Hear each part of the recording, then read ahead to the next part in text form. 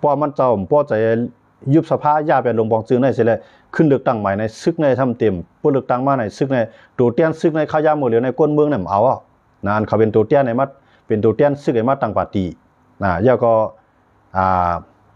พอปีมาในมาโคมเงินละลายผายมาตั้งลงปองจึงหมดเหลียวในก้นเมืองเนี่ยเกี่ยวกับก้นเมืองในใครปีนปลายว่าการป้ายมันมีก่อมเข้มแล้วว่าการเมืองก่อมมันกึ้ม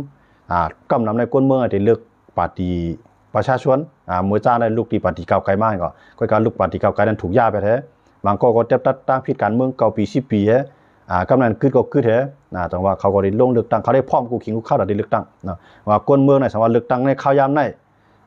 ซึกนั้นก็ได้ลดลงกำนันภายปฏิประชาชนเขาในเขาสร้างบ้านคือลานในซึกในได้ถ่อมปาดซึกในได้ถ่อมภายลงปองจึงก้นเมืองซึกในเตรียมไรมายุ่งการเมืองก็กะได้เป็นซึกอันแกดเขวันเมืองอันนั้นภายจอมเป็นภายปฏิก้นเมืองปฏิเช่นหุ่นใหม่เขาในขนาดเนาะปฏิประชาชนในขนาดเนาะประชาชนในความใต้ก็บอกว่าก้นเมืองในขนาดเนาะปฏิก้นเมืองที่ในซ้ำพอเลือกตั้งในก็เขาถึงปีก็กะว่าปีนั้นจองมันตีไร3 ปากก้พวกเขาเล่นพ้อง3 ปากก้ในคำดูแล้วปฏิก็อะไรมายุ่งจ้อมดูแล้วปฏิไพมาอยู่จ้อมในคารัง4 ปีเตรียมนั้นเขามีศูนย์เจ็บตัดไรเนาะกำไรเหมือนเจ้านังสังเกตว่าปฏิก้นเมืองในขึ้นมาเปลี่ยนลงปองซึ่งกำไรก้นเมืองเตรียมเกี่ยวมันแต่ได้มาลืมมันก็มีเชียงเอาค่ะมีเชียงหมดเลยในเฮาตัวในเขาแตกกันหมดซื้อเหลืองก็แตกกันซื้อแรงก็แตกกันก้นซื้อเหลืองบางส่วนก็มาปันแห้งซื้อสีหมักจอกก้นซื้อสีแรงก็มาปันแห้งซื้อสีหมักจอกบอกว่าสีซื้อเจ้านั้นมันเข้ากันเนาะแห้งแต่ได้ลืมล้ำมันเปลี่ยนละอย่าไปเจออะไรหมดเลยในผายซึกก็ไม่ใจกูก้นเส้นหุ่นหมายเจ้าในขึ้นมาเป็นลงปองซึ่งกำไรผายอันนาเก่าเกตีเขายามเป็นลงปองจึงมาปาน10 ปานก็เขาก็ซ้ำกูไผ่อันไหนขึ้นมาเป็นลงปองจึงเจ้าว่าพวกมันขึ้นมาเนี่ยไผ่เป็นลงปองจึงไผ่เป็นเสียงศูนย์ใหญ่เนี่ยมันมีศูนย์เกขายปักเปิงลักเมืองเนาะเพราะว่ามันยุกเสียงกลางใจกันในสภาในหลุดต่อในสภาในไผ่คัดค้านสารคัดนั่นหรือสิว่ามันกาใครลาดลิ้นยาวว่าเป็นศอกก็ยาวนะมันก็เลยหมอกสารคัดก็ย้อนบ่ลงปองจึงนั่นมันมีเสียงศูนย์ใหญ่อยู่ยาวค่ะเนาะไผ่ก็ใครเป็นลงปองจึงอาทิตย์มันก็ในเมืองไทยในเตี้ยนพ่องเขาเนี่ยเต็มมีอยู่5 ปากก้อค่ะเนาะเพราะ5 ปากก้อในเพราะว่าปฏิประชาชนเขาปฏิก้นเมืองเขาเนี่ยไล่มา3 ปากก้อเนี่ยต่อให้2 ปาก50ก้อนั้นยุกมือตั้งหมดก็ไปเป้เขาเลยนะยันเบิกอันนั้นมันพูดกับอะไรกับ3 ปากเขาเนาะนั้นมี2ว่าเขาไล่มา2 ปาก3ว่าเขาไล่มา2 ปากตั้งในมี3 ปากมันกว่ากันเป็นปากเสียงมันนะแต่ได้มีปักเปิงลักเมืองก็เขาเฮ็ดไรนะตาได้กับ10ติดต่อนอกเมืองเสียงมันก็ได้ง่ายย้อนเมื่อเช่นอะไรภายนั่นก็กูข้ามเลยนะจังว่าปีนี้มากก็ย่อมภาคก็ได้กอดมาได้เดียว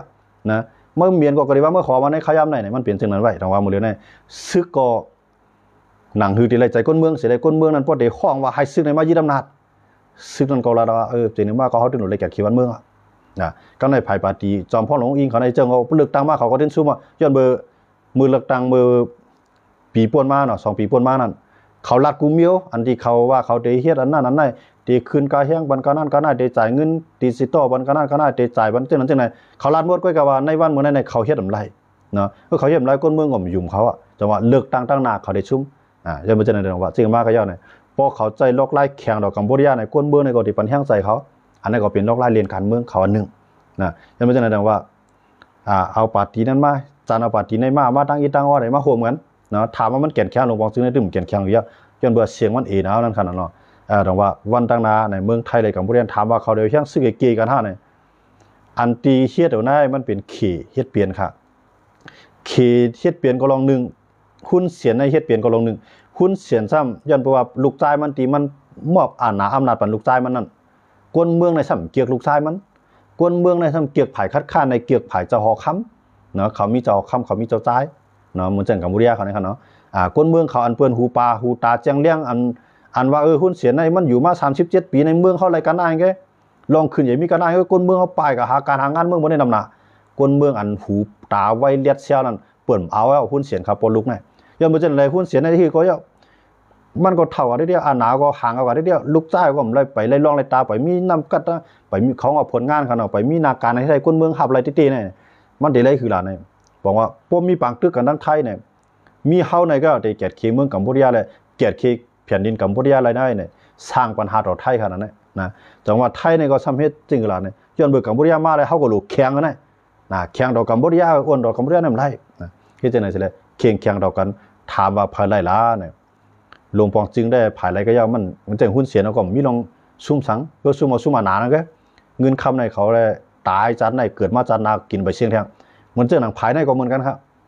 ย่อมไม่ใช่ไหนว่าก้นเมืองได้ตั้ง2ภายในมันเจอหนังอันอยู่จังจังหวัดอันอยู่จังสุรินทร์ว่าชัยภูมิว่าสระแก้วว่าดังสิ่งนั้นเรียนดีจังไทยเลยกัมพูชาใช่ไหมครับนะมันจะมีลองตุ้มเติมหมดหรอกการไปมามีเขาได้ตุ้มเติมหมดหรอกกันในไทยคำว่าอันมีลองตุ้มเติมจะเป็นทั้งเฮาเดียวหลวงปองจึงได้ฮับซื้อสู่ไว้เขาของสู่เฮาเดียวภายไปมามีภายก้นเมืองเขาเนาะว่าเอกชนเขาเนาะเดียวภายก้นเมืองในเขาฮับซื้อขึ้นหลวงปองจึงดีปันแห้งเต็มที่เนี่ยปันแห้งใส่ก้นเมืองในพื้นที่นั่นขนาดเนาะแต่ว่าเฮาได้จึงมากก็จะเฮาโดดเลยปีกกระโจข้าวปีกมีอันมันเมืองไทยปีกได้มันปีกตอนละซะนึงได้ตึกปีกมาหลายวันกันในคุณเสียในกวนทางเมืองไทยในอ่ำปันสัตเทเมืองไทยในครับเนาะหลวงบอกจึงเมืองไทยซึกเมืองไทยในอ่ำปันภูมิเงินเจ้าสัตเทเมืองไทยในกว่าเรียนปางต่อปางร้องตีกัมพูชาเฮ็ดให้หุ้นเสียนเขาในค่าหลายวันมาเขาซุ่มกว่าหลายหมื่นล้านเนาะนะป่วยล้านปองมันซุ่มกว่าหลายหมื่นล้านเนาะย้อนบ่เจนแสดงว่าก็ในไทยเขาในเดียวโลกล้านในมีบ่ได้ดิกำไรเว่ากัมพูชาเขาในคนเมืองของเขาในกินเอาไทยในขายมันเขาน้ำมันก็ปีกขนาดบ่เลยนะต่อให้มีรถเครื่องก็รถจี้กว่ารถทั่วเอาไว้นะกำไรอยู่กับเลือดกับย้อนซื้อลาวไทยซ้ำกับงมงี้ดอกลาวอย่าไปขายมันไอ้คำเมียนเนี่ยในไทยกับงมงี้ไปทั้งนั้นกำไรกับงมงี้ทางกัมพูชากับงมงี้เหมือนเดิมแต่กับงมงี้มาเลเซียอย่าไปขายเป็นคำเมียนในข้าวยำในพวกเข้าในเป็นอุ้ยลีกันอยู่เยอะในขณะทั้งไทยกับงมงี้มาเลเซียก็ไม่มาเลเซียก็ดีเพราะว่ามันกว่าปันแห้งต่อกัมพูชาไทยเพราะว่าบริเวณมาเลเซียนั้นเป็นประธานอาเซียนเขาเนาะมาเลเซียนั้นเป็นประธานอาเซียนไว้อยู่เป็นนายกของอาเซียน10เมืองในมันเปลี่ยนไว้ที่1ในขายามหมดแล้วครับเนาะเขาเอา1 ปี 1 ปอกเขาได้ปีนกันก่อนใช่ไหมกำในไทยในก็ปล่อยตัวเตี้ยนปล่อยพ่องต่างเขาในกับงบงี้ไปขายทั้งมาเลเซียอย่าไปขายน้ำมันปันไอคำเมียนกำในกับงบงี้ต่อเวียดนามอย่าไปขายน้ำมันปันคำเมียน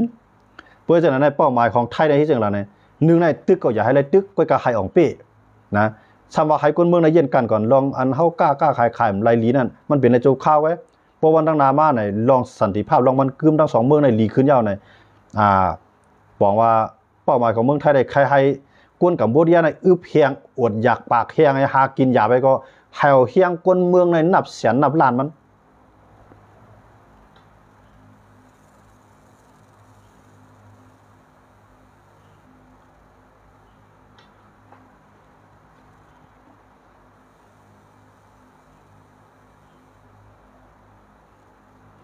ตั้งผ่ายเมืองไทยเขาได้ใครให้กวนเมืองในอึบเนาะกวนเมืองผ่ายกัมพูชาเขาในอึบยากแล้วก็กวนอะไรพวกอึบก็มันได้มีตังใจหลำมีตังต่อซะเนาะแล้วก็มีตังไข่ต่อสู้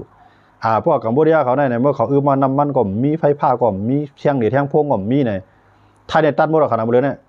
ทรายเหนืออันกว่าเนื้อดินทรายเหนืออันลั่นเข้าใต้ปังลายไทยเขาในตัดไปทั้ง2อันเนาะนะก็ในนำมันก็ตั้งแต่รถเครื่องมาซี่ใส่อูไม่มาซี่ก็ไทยเนี่ยขายมันหมดเลยเนี่ยกัมพูชาเนี่ยเลยเสื่อมขายมันแล้วในลาวสุอย่าไปหีบขายมันในข้าวยำในเขาเป็นข้าวยำมีไอ้หุ้นเสียนขาไอ้หุ้นมันเนี่ย2ก้อนเนี่ยนะเรื่องมันจะไหนดังว่าไทยก็งบงี้ไปตั้งในลาวก็จังฮัดขายเยอะมาเพราะลาวในเด็กกับจอยหุ้นเสียนเขาในก็ไทยในลาวก็กูมีปัญหากันมาตั้งนานก็ในเวียดนามตั้งไทยในก็ลงกันกล้ากันขายเขามีนำทั้ง2ฝ่ายเขามีไล่เขาของเขากำในหุ้นเสียนในปาน10 ปานเพราะมันมีปัญหาการเมืองภายในบ้านเมืองของมันเนี่ยมันได้กว่ามันได้กว่าสร้างปัญหาให้มีปัญหาต่อเวียดนามว่าเวียดนามในลุกลามเขาจังนั้นจังไดให้คนเมืองในอีหลูมันสิได้เลือกมันให้มีน้ำใจใครแก่ขี้แผ่นดินเนี่ยก็หาทางผิดปู่บันเวียดนามก็ยำย่ามันตังกำในลาวก็ยำย่านในกำในหุ้นเสียนในก็ห้องหากำในก็ห้องหาเวียดนามก็ห้องหาลาวห้องหามาเลเซียคุยกับไทยก็พอสุ่มขายบันได้เฮาทั้งสูงในมันเป็นอุ้ยลีกันจูกรรมก็ใจเขาจะเฮามีให้หุ้นเสียนควันในอย่าไปมีแก่งคอเซ็นเตอร์อย่าไปมีกวนกล้าขายก้นอย่าไปมีกวนกล้าขายยาเมากำเขาจะอยู่เบื้องหลังมันหมดเราเนี่ยเขาตั้งพิษในทึมบันหุ้นเสียนครับพอรู้กันหมดเลยเนี่ยเมืองไทยเฮ็ดจังนั้นก็ในหุ้นเสียนเขาในพวกมันก็หาลาวกับไรหาเวียดนามกับไรหาพายกับไรเตี้ยๆเนี่ยกำลืนมาในพวกการกล้าการขายเนี่ยเขาหุ้นเสียนคนเมืองในอึบยากมากเนี่ยคนเมืองตีนดีกลางเซอ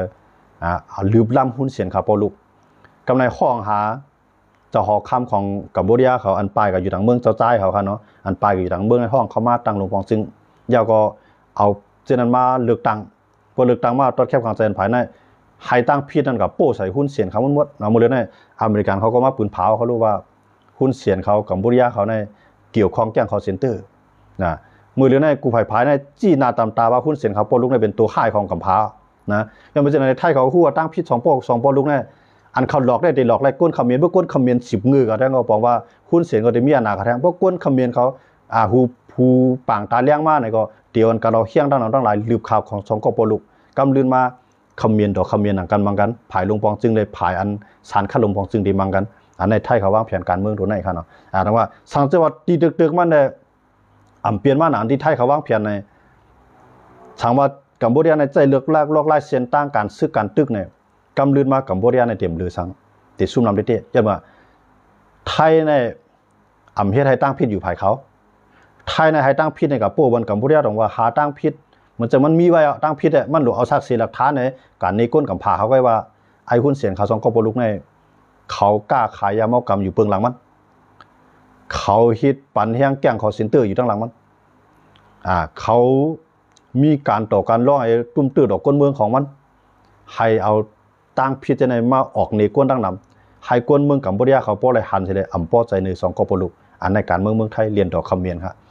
ย้อนมาจะไหนถึงว่าเขาคำมาด้วยเลยนะพวกกวนในพวกมันลักแหลมเนี่ยมันใจแห้งซึกกันตั้งเนาะจังหวะตึกก็เอาเนี่ยเปิดมายืดได้หืนนิดหน่อยนึงเดี๋ยวเลยตอบแทนเต็มที่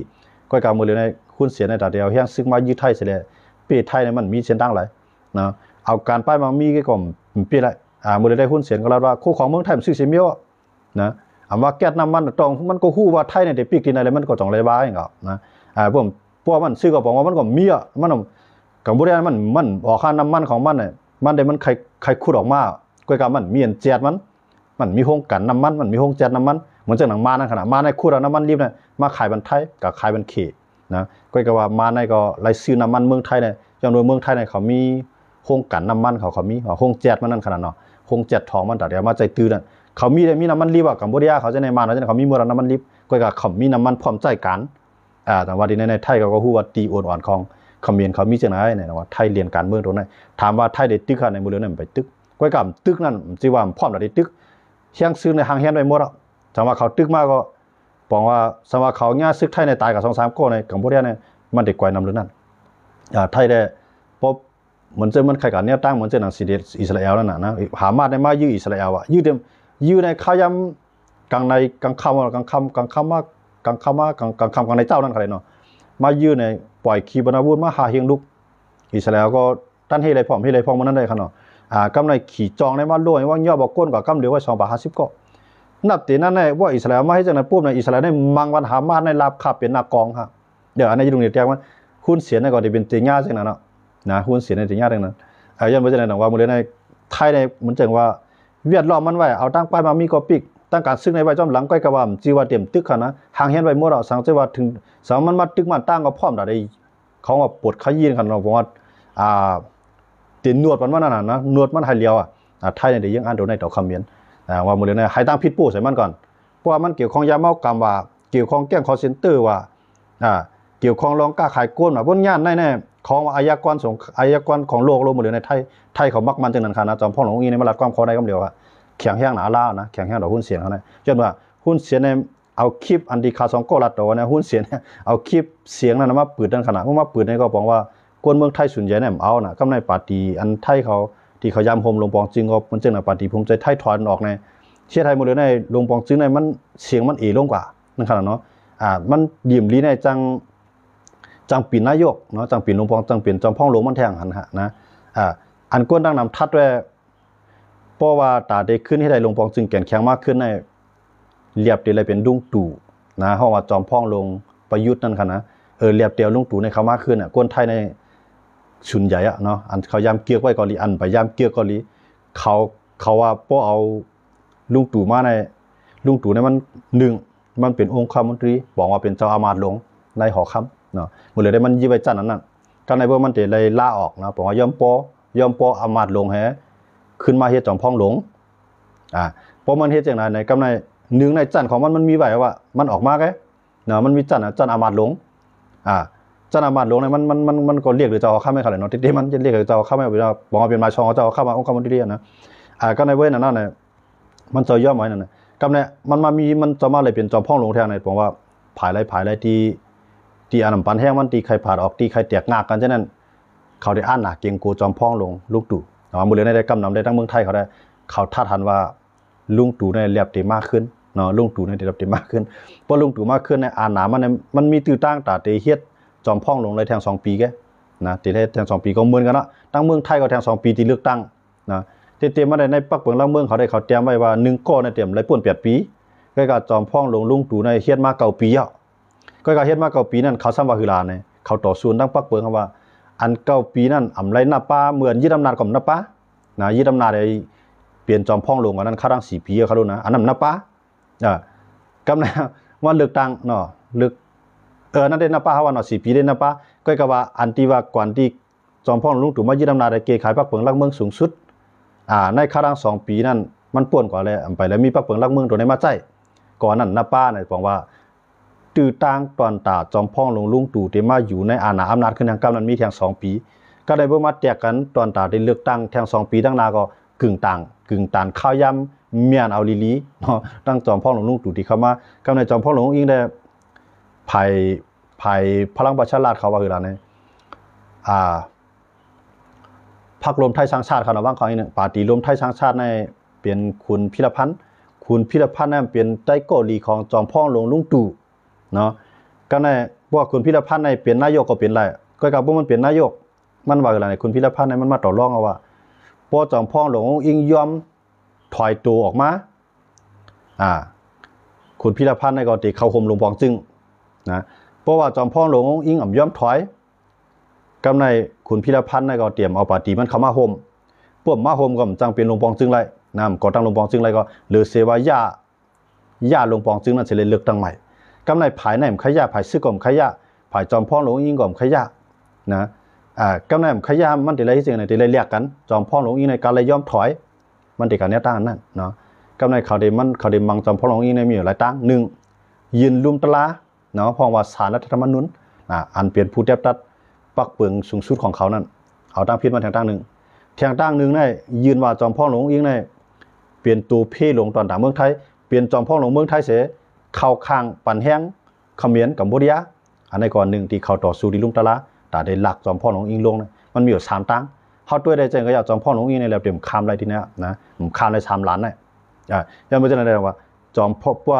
ป้อให้ยุบสภาก่อมขยุบหนอยาเวทนั่นก่อมขยะบ่ยาจังมากก็อย่าเลือกตั้งขยามในเขาเดินซุ่มอยู่ลีมันจังยะกำในเพิ่มยาในแต่ได้เป็นลงบองซึ่งห่ำไล่นะย้อนเบอร์คุณพิรพันธ์นั่นเดี๋ยวมาห่มนะคุณพิรพันธ์นั่นเป็นตับปีตามใจจอมพ่องลงลุงตู่ก็เก่านั่นอันกับเป็นเจ้าอามาตย์ลงในข้าวยามมื้อเหลียวเนาะในเป็นการเมืองไทยค่ะเนาะเฮาขามาต่อได้แค่นี้กันอันนั้นได้ห่ำละเฮ็ดได้วันเมืองมันเสียเฮารัดจอมันที่มันเปลี่ยนอันเปิ้นก็ข่าวกันอยู่กูวันเขาเนาะอันนั้นก็ข่าวก็ขึ้นปีเอาที่ไทยมารัดในพี่น้องคนเมืองไทยเฮาเองก็ย้อนมาจังได๋บางก็ได้รัดว่าจ้าจอมอย่าไปรัดการเมืองไทยก็มีจำเปิ้นจังเฮาจังนั้นมันเกี่ยวกันนะจริงอ่ะในห่ำรัดให้เขาเสียหายเสียผายเนาะกูไปผายในมันเฮารัดจอมที่มันเปลี่ยนข่าวไว้อยู่ยาวเนาะห่ำใจว่าเฮาใส่ให้เขาจังนั้นใจนะมันจะมีข้อผิดปักเปื้องอะไรครับนะอันนี้เฮาสังว่าเฮาลีก็ว่ามันเลี้ยวจังนั้นนะครับเพราะเขาใส่ให้เขาน่าจะเป็นตั้งผิดเขานะเด็ดๆเนี่ยเฮารัดจอมที่ไทยเขาตื่นเปลี่ยนข่าวไว้อยู่กูช่องเนาะข่าวก็ยิบจันออกมาปิดเป็นความใต้หมกกระดานก้อยเขาเนาะจังว่าเฮาว่าคุณพิรพันธ์มันตื่นรัดไว้ว่าเขาขึ้นวางกลุ่มมาแล้วนะในปาร์ตี้รวมไทยสร้างชาตินั่นค่ะนะในปาร์ตี้นั้นเขาขึ้นวางกลุ่มมันตกลงกันเนาะกว่าต่อรองต่อจอมพ่องหลวงอิงว่าให้จอมพ่องหลวงอิงในถอยพวกจอมพ่องหลวงอิงถอยในมื้อเรือนมันจะมีในปาร์ตี้เพื่อไทยในแต่ได้เป็นจอมพ่องหลวงไรแทงนั้นมีแทงกองก้อยกับแทงก้อนั้นอายุมันก็ใหญ่ป้าอยู่ดีก่อมเตรียมทวนแต่ได้เข้ามาปังกลุ่มสภาก่อมไรอันนั้นเดี๋ยวเปลี่ยนไรเนาะกำในแล้วจะเป็นคุณพิรพันธ์ก็ในคุณพิรพันธ์มันซ้ำเต็มคุมมันเต็มกุมเสียงอะไรจังได๋เพราะมันขึ้นมาปุ๊บเต็มกุมเสียงหลายปาร์ตี้นั้นเต็มเอาจอมย้อนเบิบอันน่ะปะว่ามันบ่แฮงตันจอมพ่องหลวงทักษิณเอาจอมพ่องหลวงทักษิณในหมดเลยมันคุมไรย้อนเบิ่งนึงนั้นมันเป็นเจ้าเงินอันนั้นมันเปลี่ยนอันนึงที่มันคุมไรเนาะก็ได้คุมไรเตี้ยย้อนเบิบภายนึงซ้ำว่ามันเหมือนจะมีข้อต่อรองหั่นเนาะก่อนนึงได้มีเงินแน่นอนก็ก็สำเมียหน้าก่อนเมียหน้ามันจังจอมพ่องหลวงอิงซ้ำมีตั้งผิดที่เขาได้เอาตั้งผิดมันกำไรคุณพิรพันธ์ในว่าคือล่ะเนี่ยมื้อเหลือในพวกเฮาติก่อตั้งลงปองจึงใหม่ขึ้นมาในให้มันขาวหมดใสไหลลีแลเตรียมให้คนเมืองหันพี่หันเปิงนั่นเจ้าเฮาย้อมถอยออกแฮ ถามว่าถอยมันเดี๋ยวตัวมันขึ้นมาคนพิรพันธ์ในพวกมันขึ้นมาปุ๊บมันซ้ำเตเฮ็ดให้ปาร์ตี้ตั้งหลายเส้นในเปลี่ยนปึกแผ่นอันเดียวกันซ้ำไรเนาะอานาปาวามันโปเนาะยันมาจากนั้นแหละซ้ำมีลุงตู่นะพวกลุงตู่นะครับมันมีไว้เหรอลุงในปาร์ตี้พลังในปาร์ตี้รวมไทยสร้างชาติในเดมีอยู่2กอแต่เปลี่ยนจอมพ่องแต่เปลี่ยนจอมพ่องลงไรเนาะมีคุณพิรพันธ์ในจอมพ่องลงลุงตู่มื้อเรื่องนั้นมันจะทำอะไรก็เปลี่ยนเจ้าอามาตย์ลงมันจะเลยเปลี่ยนจันเจ้าอามาตย์ลงมันสิออกมาหาบ่ปุนพร1ก้อนในเต็มเลยมี2ตำแหน่งเต็มเลยมีจัน2อันนะว่าได้เลยพวกเอาอะไรก็ได้เลยเปลี่ยนอันนึงพวกเปลี่ยนจอมพ่องลงก็เปลี่ยนนั่นเปลี่ยนเจ้าอามาตย์ลงไรพวกเปลี่ยนภายเจ้าอามาตย์ลงก็มาเปลี่ยนจอมพ่องลงไรเนี่ยเฮ็ดจังได๋บ่พวกลุงตู่มาปุ๊บได้ปาร์ตี้เรียกลอกๆจังนั้นมันจังนั้นประชาธิปัตย์จังนั้นได้ขึ้นเข้ามาโคมาในลงปองจึงได้แข็งแข็งขึ้นอันไหนตื้อตั้งแต่ได้เป็นจอมพ่องลงทักจอมพ่องลงประยุทธ์จอมพ่องลงลุงตู่เนี่ยสร้างมาอยู่ในอำนาจขึ้นเทียงเข้าทั้ง2ปีเนี่ยอันนั้นได้ก้นส่วนใหญ่เขาได้เขาทัดหันจังนั้นครับนะพ่องเมืองหลวงเนี่ยเขาว่าพี่น้องเขาว่ากันเนาะพ่องเมืองหลวงอามาตย์หลวงบ่เคยปึงเขาอยู่เนาะพ่องเมืองหลวงเนี่ยก็แคมเดียวครับเนาะในก็ยินจมครับที่พี่น้องเขาปั่นมาค่ะนะบางมีในป้ายบนห่ำตันถึงเนาะการรีเพนห่ำตูถึงอะไรก็เป็นไรในก็ยินจมที่พี่น้องเขาปั่นมาค่ะนะยันเบอร์เจนแลนเนี่ยเฮาขามาด้วยเงาลายการเมืองไทยได้ตั้งหนึ่งในมีภัยกัมพูชาเขาหนังกันพิษกันเนาะกัมพูชาก็เฮ็ดให้เมืองไทยหนังกันพิษกันก็เฮ็ดดังเก่าก็กำมันซ้ำเอาเสียงกันมาปล่อยประเทศแลมันพิษกันหลายกำไดครับจังว่ามันเหมือนจังว่าเขาก็ไทยก็ฮู้ตัวไปนั่นขนาดเนาะเมื่อจ้างได้จอมพ่องหลวงอีในยันเบอร์มันลาดว่าภายซึกเขาตั้งเฮาได้มันใจภายเร็วเขาเป็นภายตรงข้ามยันโดยความขอหน้าบนเอาตั้งพี่จอมพ่องหลวงอิงเลยกวนตั้งนำพันพี่เด้อจอมพ่องหลวงอิงเนาะแต่ว่ามันสำหรับว่าเฮาดังหุ้นเสียในเป็นภายเร็วเนอแค่ว่านั้นขนาดเนาะภายซึกเขาได้เหมือนเจ้าหนังเมทัพพรรคที่2ในมันลาดเอาให้มันจื้อมันใจให้มันเทแกให้มันด้วยดีแกมันใจเฮ็ดตาบ้านเมืองเนี่ยมันลาดความขอหน้ากำในเหมือนเจ้าหนังเมทัพพรรคที่2เนาะภายจอมปองซึกลงหมายพรรคที่ภาคตะวันออกนั่นค่ะนะมันก็เป็นสร้างในมันเป็นการเมืองเฮาปองใจนี่แหละติๆมันได้ใจลำของการในใจมันได้มันจังคือเขารู้เนาะมันติอะไรอยู่ภายใต้ลงปองจึงเขารู้ย้อนเพิ่นมันเป็นเมืองติเขาไปแนวตั้งดิโมคราซีนะเพราะว่าไปแนวตั้งดิโมคราซีนี่ภายการเมืองน่ะเตอยู่ภาย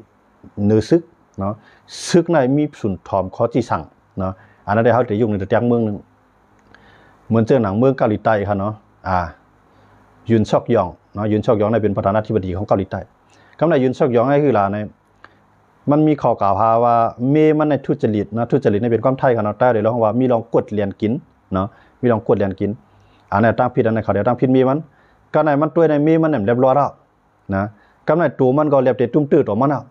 ยุนซอกยองในออกมาปืนเผาใจปักเปิงซึก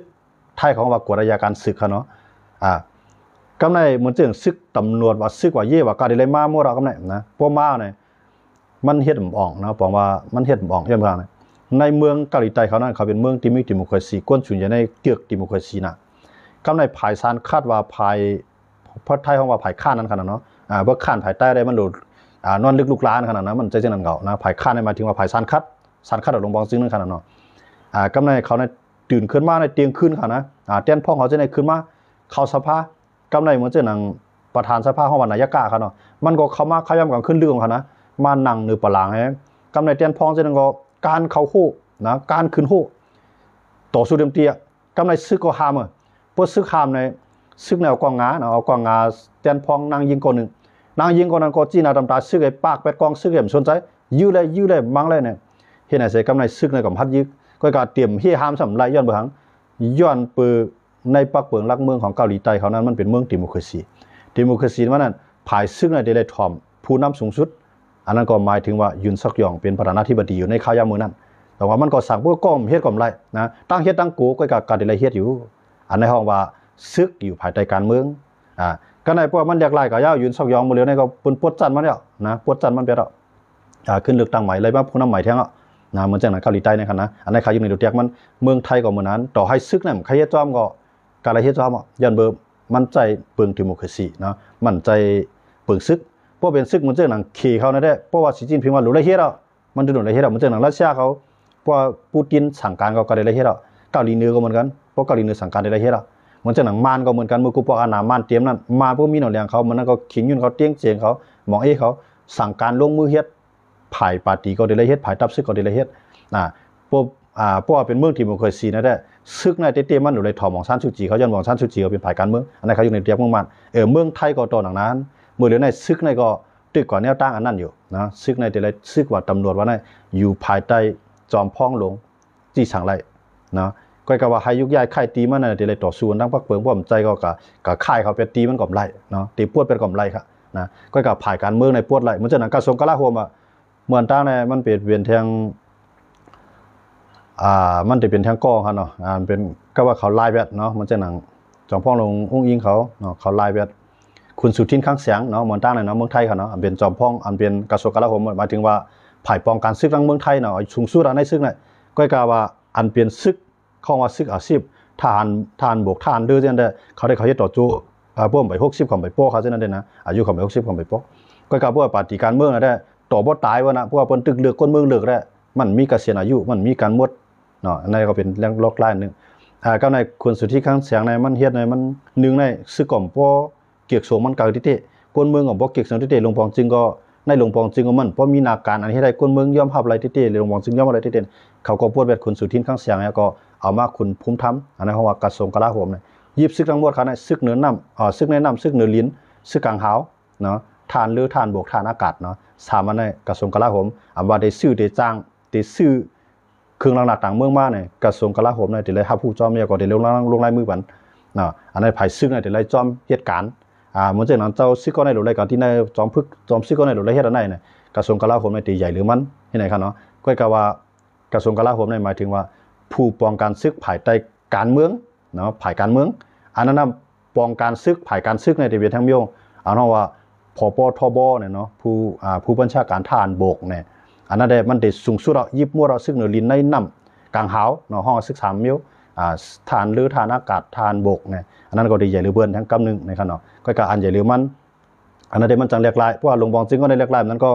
นาการทางงานมันบ่แคมเรียบเปิ้นปวดไรเนาะก็ว่าจอมปองซึกในปวดร้ายมันแจ้งว่าจอมปองซึกเหนือลิ้นในขณะน้องห้องผู้บัญชาการทหารบกในขณะอันนั้นปวดมันไหลอันนั้นเขาอยู่ในตัวเตียงมันค่ะเนาะอันนั้นดีง่ายๆมันพี่ทารู้จ่องตีละเอียดเนี่ยพี่ทาในญาติตัดการเมือง10 ปีค่ะละเอียดพี่น้องเขานะก็กะว่าภัยเฮ็ดก็ย่าในเขาก้องกายกันหมดว่าธนาธรว่าชอบพนิกามว่าเนาะมื้อหรือในอย่างในจือมันเที่ยงคุณเที่ยงเนาะคุณเที่ยงในจือเรียนมันนั่นก็ณัฐพงษ์เนี่ยเขาย่อ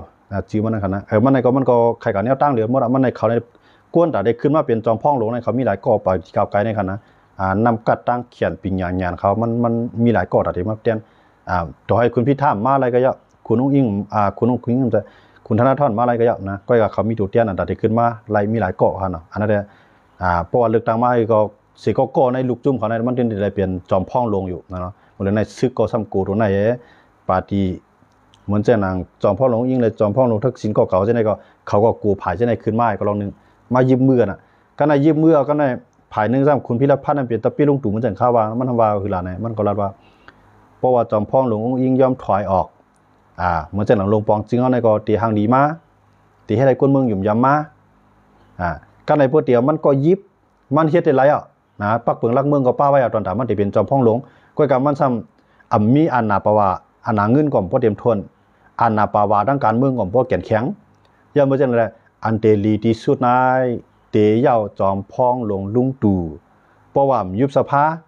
ลาออกเนาะนะแต่โลกความไทยนะย่อมบ่รัดโลกเฮารัดการเมืองไทยกันนะพี่น้องครับเดี๋ยวเฮารัดความจับผักมาป้อมอะไรมาก็เฮาได้รัดป้าความใต้เนาะเฮาว่าเนาะความใต้มาอันมันก็เฮาได้ยิบมากมาอันมันก็เฮาได้ยิบเอาความไทยมาใส่ล้อน่ะยุ่มยอพี่น้องเขาก็ที่ปองใจคั่นเนาะ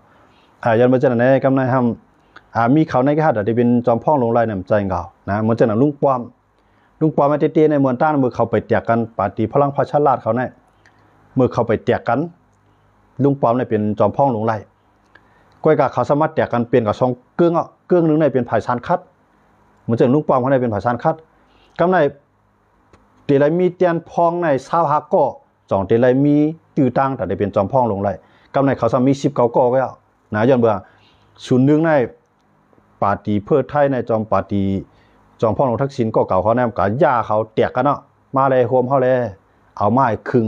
กำในทางผายมาเข้าในหลุมมีอุดมการณ์เขาหลุมมีตีจุกมาเนอะเข้าโฮม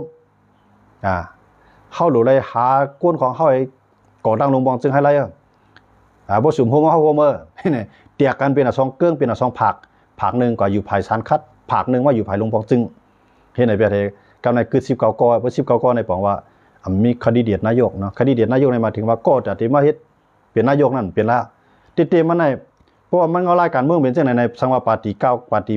ก้นเมืองปาร์ตี้ประชาชนเขาเนี่ยเนาะปาร์ตี้ก้นเมืองเขาเนี่ยสังว่าเขามีคดีเดียดนายกเนาะสังว่าเขามี2กอในเขาเฮ็ดไรเขากับห้องคนอนุทินมาในต่างหมู่ต่างจุ่มมาโฮมันก่อตั้งลงปองจึงเคียงกันภายในเสียงนำเป็นลงปองจึงเขาเฮ็ดไรก้อยกับเขาสัมมีเขามีก่อเหลียวไว้มีคุณพิธาเตียบตัดตั้งพิษการเมือง10 ปีในยาวๆเขาในเป็นเสียงส่วนใหญ่สิตาก็เขามีคดีเดียดนายกนะมีก็ตัดได้มาเป็นเตี้ยนพ้องเขาไรเขาก็การอะไรที่เป็นผายคัดค้านแล้วก็กำไรลุงปอมใครเปลี่ยนได้ลุงปอมหามาอะไรคุณพิรพันธ์เขาจุ่มในหามากังตังลงปองจึงปากองอิงเปลี่ยนออกไงปากไรสิตาก้อยกับว่าลุงปอมในซ้ำมันเป็นนายกไรยันเบิกกวนของมันปอมี19กอไว้มันติเลยมีตีสุดมันในเตี้ยนพ้อง25กอ2ตีเลยต่างยืนเป็นจอมพ้องหลงไรนะสังเกตเอามือพ้องขยามเขาเลือกตั้งนั่นเขาตำวางไว้คดีเด็ดนายกเขาใน3กอ4กอในก็ว่าไรก้อยกับเขาสัมเพศไว้มันจะหนังปาร์ตี้ประชาชนเขาเนี่ยเนาะเขาสัมเพศไว้เขาตั้งไว้ก่อนเร็วแกไล่ก็เอาว่าตั้งก่อนเร็วยากกินกับปุ๊บเนี่ยมีตัวมาเตี้ยนเอาก็ไม่ก็เลยเป็นผายคัดค้านก็ในผายเพื่อไทยเขาเนี่ยเขาตั้งไว้4กอเนาะมี4กอในคุณเศรษฐาจอมพ่อหลวงเศรษฐาเปลี่ยนกว่าปากแปดลงก็ขึ้นออกนะขึ้นมาจอมพ่อหลวงอิงขึ้นมาไล่กำไรคือแทงกองซ้ำเท่าเขามี3กองนะว่างขวางอีกนึงผายเพื่อไทยมี3กองก็กองซ้ำเท่ากองในปืนหรือบอกเปียแล้วแทงกองขึ้นไว้ซ้ำมีดังพิษก็ว่ากว่าดังน้ำลายถอยหลังก็ไปเปลี่ยนกาเตเลยโฮมมือกันกำเลือนมาเฮาเตเลยหันจอมพ่อหลวงลุงตู่แทงยาวอันนี้ก็เปลี่ยนเอาลายเมืองไทยมาโต้ไต่ใครในพี่น้องคนเมืองไทยเฮาเนี่ยอยู่ยามว่าพี่น้องเขาอันเกี่ยวกับเตป้ามเกี่ยวกับเตเมียได้เป็นสภาวะของคนเนาะค่ะเสียนต่างในกวดก็จังไปไล่ก้อยกาเยื่องหมายเท่านั้นกว่าทีเดียวก็ชื่อก็กว่าไล่ก้อยกาเข้าดูเยื่องหมายเท่านั้นให้กว่าถึงตีมันก้อยย่อมเป็นจังได๋อันคาราดในบางก็เกียกบางก็เต็มเกียกก้อยกาตั้งเลือกมีหลายเส้นต่างเลือกตั้งหลายก็ไล่ก้อยกาให้เป็นพ่อนิดาตัวเก่าแล้วโกนตั้งน้ำไม่สูงกันกูเจ้าตีเข้ามาปัญหากันในคำขึ้นในไม่สูงค่ะ